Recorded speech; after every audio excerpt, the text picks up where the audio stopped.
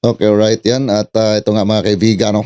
Ang ginawa po na pagdinig nito pong aligasyon na 1.8 billion na traveling expenses po ni House Speaker Martin Romualdez ay naging magulo po ang ginawa po na pagdinig sa Kongreso mga kaibigan. At ito na nga si Ka Eric ay na cite and contempt po mga kaibigan dahil nga raw dito po sa mga paglabag po niya ng House rules mga kaibigan. So yan po ay atin pong alamin at sama-sama po nating panoorin ang ginawa po na pagdinig nito pong aligasyon sa 1.8 billion. Particular issues, and we provided the basis for that too. Sa mga binigkas yung provision, doon ko mismo hinugot ho yung argumento namin. Ngayon, kung hindi ko yung sasagot, we will not allow you anymore. Kasi nagre-request si Congressman Suarez ng kasagutan, pangalan ang kailangan niya. Okay. Mr. Chairman, may Magbibigay po kayo mo ng pangalan o hindi? I request that I be allowed to confirm in my legal counsel, please? Oh, they're right beside you. They can confirm. Yeah. May I request for at least Yes. a 1-minute conference with them? Please. Okay.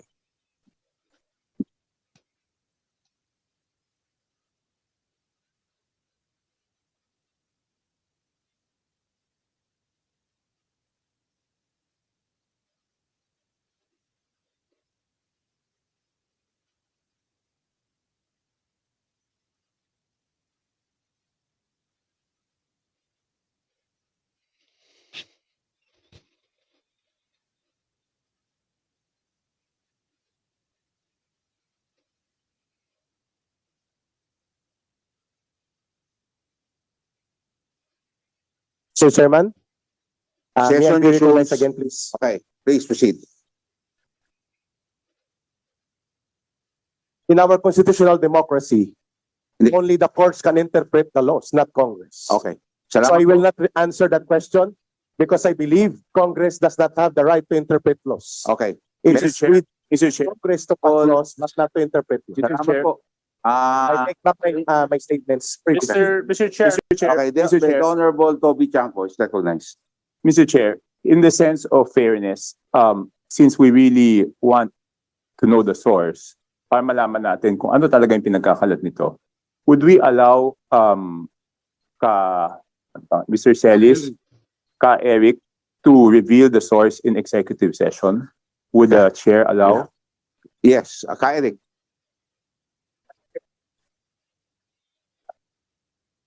It's an executive session, an option for you. There's a suggestion by the Honorable Toby Chanco of Navotas na kung ayaw niyo po sabihin sa harap ng camera at sa publiko, okay lang ba, executive session? We will call for executive session now. Para lahat ho ng options ay binigay na po namin sa inyo. Eric. That would be very dangerous for other media practitioners present here because it will create a very dangerous and negative precedence on the protection of source provided by law. I will refuse still. Your Honor, due to Salamat po. Mr. Salamat Chair, po tayo. The Honorable Toby Chanco is still recognized for a follow-up question. No, I just wanted to manifest that the reason that we're suggesting an executive session is to show na tayo naman, hindi naman tayo, na binibigyan natin siya ng pagkakataon na i-reveal. Kung talagang gusto niyang pangalagaan, at least an executive session. But it seems ayaw niya pa rin po, Mr. Chair. Mr. Chair, it is very clear that Mr. Celis does not want to answer the question to reveal the source, whether in this inquiry or in executive session. So therefore, Mr. Chair, under Section 11, the power to contempt, letter E, grounds for contempt is for a resource person refusal to answer any relevant inquiry. Actually, Mr. Chair, Mr. Celis has already violated two provisions of Section 11. The first one, acting in a disrespectful manner, and the second one, which is very more important rather, is his refusal to answer the question in a relevant inquiry. On this note, Mr. Chair, I move to contempt to Cite. cite for contempt Mr. Celis for on these two grounds under section 11. So move, Mr. Chair. There's a motion. Second the motion.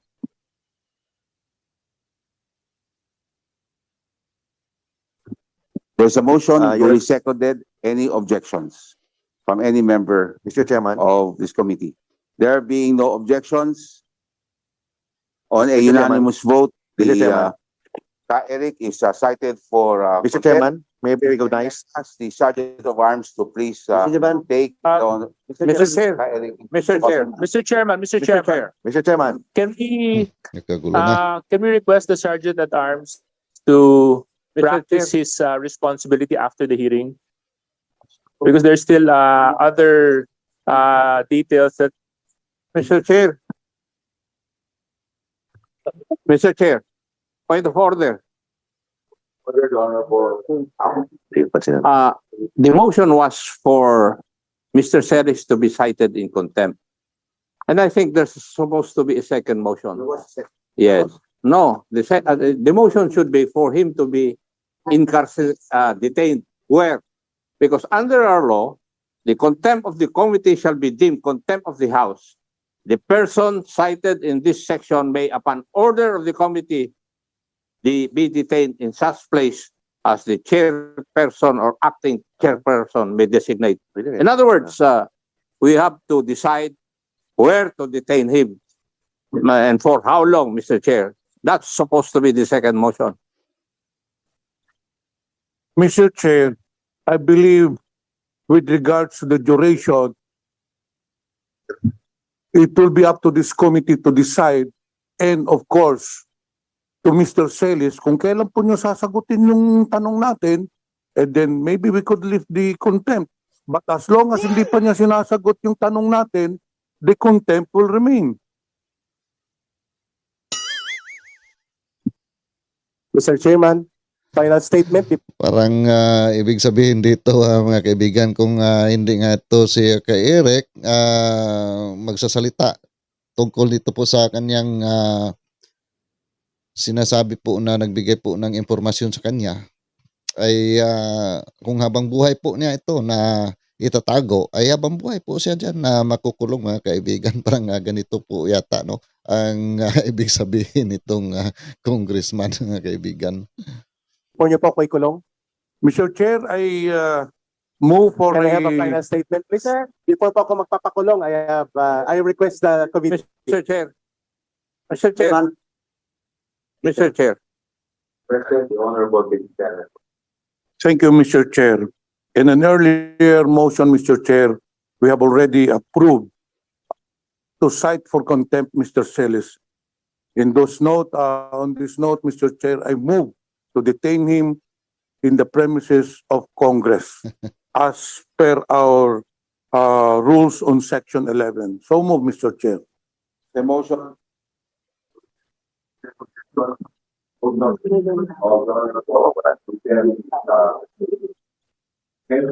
Mr. Chairman, sir. Mr. Chairman, honorable members of the committee may be given 1 minute, please. In relation to the motion, Oh. can I have Because it is required. The Honorable two-thirds of the vote. The Honorable Paduano is recognized. Mr. Chairman, ang ano lang, point of inquiry lang, kasi we are not allowed to have a detention for indefinite period of time. So we have to establish how long. And the lifting of such detention will depend on the members of this committee, of course, with the cooperation of the person in contempt. So we have to establish how long, because we are not allowed to detain indefinite based on so many jurisprudence, Mr. Chairman. Mr. Chair. Mr. Chair.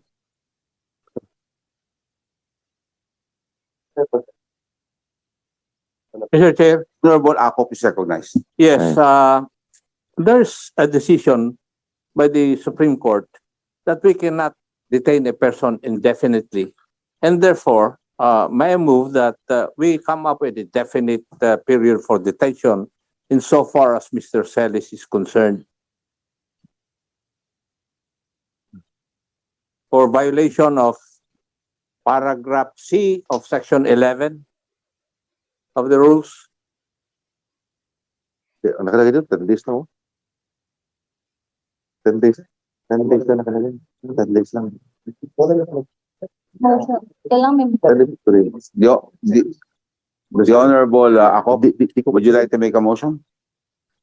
May I move that Mr. Celis be detained for being cited in contempt for violation of section 11, paragraph C, refusal to answer any relevant inquiry by the members of this committee for a period of 30 days. Mr. Chairman? So dito po mga kaibigan, no, talagang ito nga si Congressman Akop, bilib po talaga ako dito mga kaibigan. Sa kanya pong mga pinakita po dito, siyempre ginawa po naman niya ang kanyang trabaho pag-iimbestiga po dito. At base na rin po dito sa kanyang sinabi, no, na sa pag-contempt po dito kay Eric, kailangan po na sundin po ang batas kung ano po ang naka-ano po diyan sa batas mga kaibigan, no. So nakakabilib talaga itong si Congressman Akop para sa akin po mga kaibigan, no. Hindi ko pa sila. He will go on break on December 30 unless he files a motion for reconsideration. We have done this in the different committees already. Mr. Congress. Chair, There's a motion. Honorable Committee. the reason why we cited Mr. Celis for contempt is because he does not want to answer Question. the question. That is precisely why he violated paragraph C. So why will we give him a timeline? Eh kung kahit na hindi pala siya sumagot, papalabasin natin si Mr. Celis. The reason why we cited him for contempt, eh gusto nga natin na sagutin niya yung relevant inquiry natin, na sagutin niya kung sino yung source niya. So I believe that we should not give a timeline, Mr. Chair. After Mr. Chairman, finding Mr. Chairman. the jurisprudence, Mr. Chair, I submit to the wisdom of this committee. Mr. Chairman, Natawa na lang si Kong Akop dito mga kaibigan dahil sa talagang napansin po niya na mali na po itong nangyayaring ito. Mali po talaga ito. Dapat po ay sundin po yung kung ano po yung nakaano po diyan sa batas. Pero dito po sa kanila po na ginawa ngayon, talagang gusto nila itong si Eric pahirapan po nila para po ikanta kung sino po itong kanya pong source nito pong na pabalita na 1.8 billion na traveling expenses po, no, mga kaibigan. Talagang itong ibang congressman dito ay parang personalan na po itong ginawa po nila mga kaibigan. Itong kanila ni kay Congressman Akop, talagang sinunod po nila ang batas at nakakabilib po mga kaibigan, no, ang mga ganito pong klase po na congressman. So ayan. So talagang nangyari po dito mga kaibigan, pati po sila ay nalilito po dahil sa kagustuhan po nila na ikulong itong si Eric hanggat kailan po na siya po ay magsasalita na dito po sa kanya pong source. At kung hindi po ito magsasalita si Eric habang buhay din po siyang makukulong dyan mga kaibigan. Parang ganito po ang mangyayari para po sa kanila. Pero para kay kung ako, nasundin po yung kung ano po ang nasa batas mga kaibigan. So kung ganito po siguro ay kailangan na po, no, na gumawa po ng aksyon ito pong mga legal counsel ni Eric kung ito po ay lumabag na sa batas. So dapat po na gumawa po ng aksyon. Bilib po ako dito, no, sa kay kung ako po mga kaibigan. na talagang sinabi po niya ang tama. Pero ito pong iba na talagang gusto po nilang ipitin itong si Ka-Eric ay hindi po nasusundin kung ano po yung nandyan po sa batas. So, nasa inyo po mga kaibigan kung ano po yung mga public opinion po dito sa atin pong pinanood na ginawa po na pagdinig nito pong aligasyon sa 1.8 billion na traveling expenses po ng House Speaker Martin Romualdez. Paki-comment na lang po sa ating comment section at kung nagustuhan po ninyo ang atin pong ginagawa po na pag-react dito ay paki-like naman po at paki-share mga kaibigan. At ako po muli ay magpapasalamat sa inyong patuloy na pagsuporta, pagsubaybay sa aking mga ginagawa po ng mga reaction video, mga news update. At sa ating mga kabayan dyan, Luzon, Visayas at Mindanao at sa ating pong mga ka-OFW, ayan, at palagi lang po tayong mag-iingat saan man po tayo naroroon. At ako po muli ay magpapaalam muna at see you po sa next video ko. God bless all of us. Ingat.